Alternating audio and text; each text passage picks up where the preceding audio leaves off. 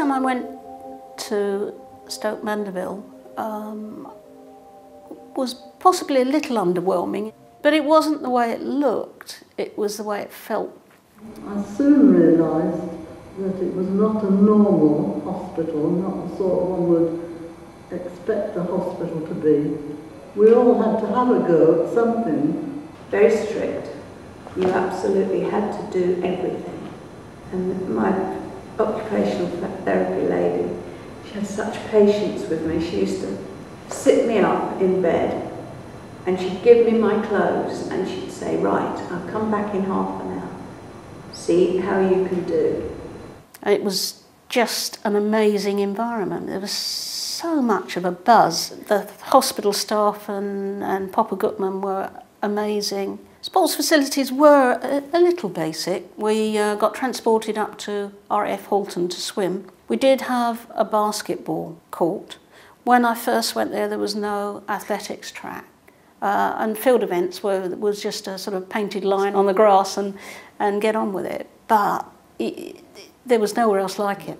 Before he did his rehab work at Stoke, if you broke your back or your neck, you were left in hospital to die. And you know, you might have gone home, but you had no life expectancy, you weren't expected to work or contribute or do anything at all. And the stuff that he did started the change in the way that disabled people were perceived. I think I was having a bit of a cry to myself because it was very uncomfortable. We had to have horrible sandbags down our backs to try to keep our spines straight.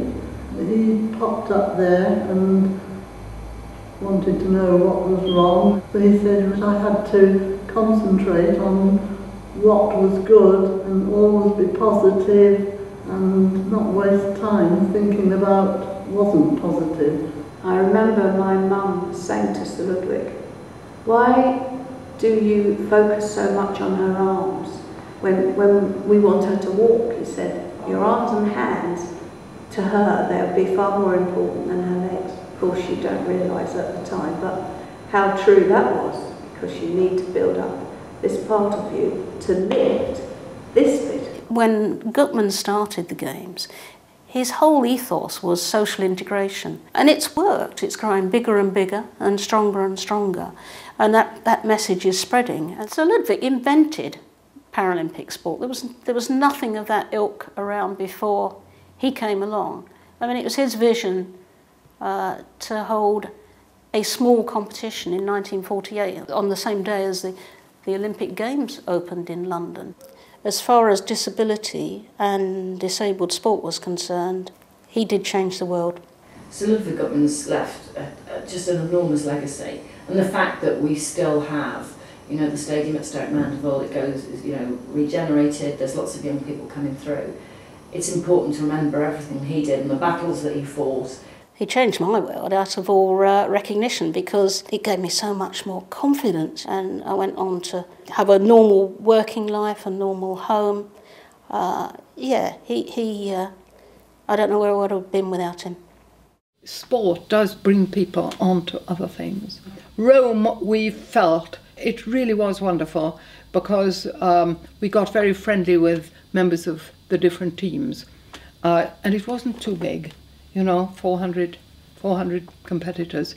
Now the sports have become huge, and there are thousands. But, you know, the pioneering stage was a wonderful stage. We had to do a number of different sports. If you didn't do more than one sport, you just weren't selected because there wasn't the money there to take people to specialise in one particular event. I was fortunate enough to go to Tokyo, and we were housed in pavilions, and my husband came with us to Tokyo, and the Japanese just would not believe that we were married. I mean, disabled people didn't get married in their idea. So the Paralympic Games taught the Japanese a lot. We wanted it to be as normal as possible and as much like the able-bodied as possible. All the teams were lined up on the sports area on the track, and of course Prince Charles as the patron and all these big influential and well-known people were there, and I was to come in one end of the track and push one complete circuit of the track and then up onto the flame base and light the flame. And it looked quite effective really, because the pipe down my arm and a gas bottle stuck at the back of my tracksuit. Obviously you couldn't really see that, but I was thinking if anything goes wrong, I'll probably go into orbit here or something like that. Afterwards, Prince Charles was asking me to demonstrate it to him, and I was cocking up on my back wheels and twisting the tube, and it made me feel so proud. It was very social as well as being competitive, and you know, there's always that sort of fellowship and you know, sense of camaraderie that exists, I think, in the Paralympic movement. This is a photograph of me at Stoke Mandeville at the Paralympics in '84, where I won 5 gold and 1 silver. Walking out into the opening ceremony of the Seoul Paralympics, into a stadium holding something like 100 or 110,000 people, and then they light the flame, and that point, you know, look, we're genuinely doing it. The lighting of the flame, and you're just like, this is real, we're here. And I won my first Paralympic gold medal from Seoul. And it was a fantastic experience. After I'd won the competition, all the other weights were won by Japanese. I was the only Westerner to win a gold medal.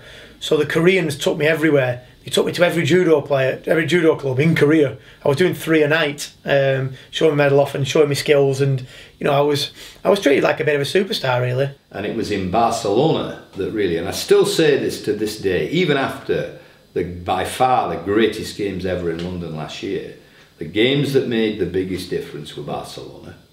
It was a fabulous Paralympic Games. In many ways, it was the first Paralympic Games where the organising committee really made it the games for the city. But what it felt like in Barcelona was the recognition of the sporting achievement, and that was different. But I remember at the time being interviewed after winning the gold. Oh, you know, what do you think people are going to say back in the UK? I remember saying, but no one knows that we're here.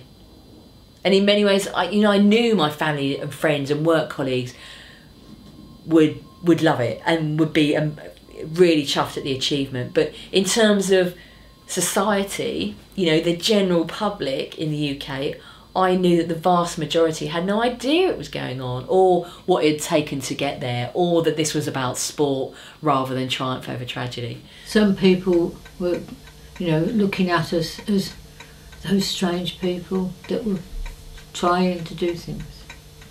And as the years have gone by, the attitude towards people with disabilities doing sport has totally changed. Well, when I was growing up, you know, even at the age of 7 and 8, you didn't really see disabled people out and about on the street. Education was segregated, a lot of disabled people live in homes, and they just weren't around. And sport helped change that. You know, sport plus legislation brought disabled people out, and the Paralympic movement has done so much to change other people's, non-disabled people's view of disability. The Paralympics is something that you can't describe, you can't explain it to somebody, and you can't really prepare them for how big it is.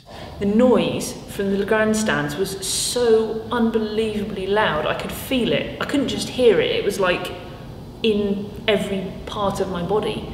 Directly as a result of what happened in London, I'm actually proud to be disabled, whereas I was embarrassed to be disabled before.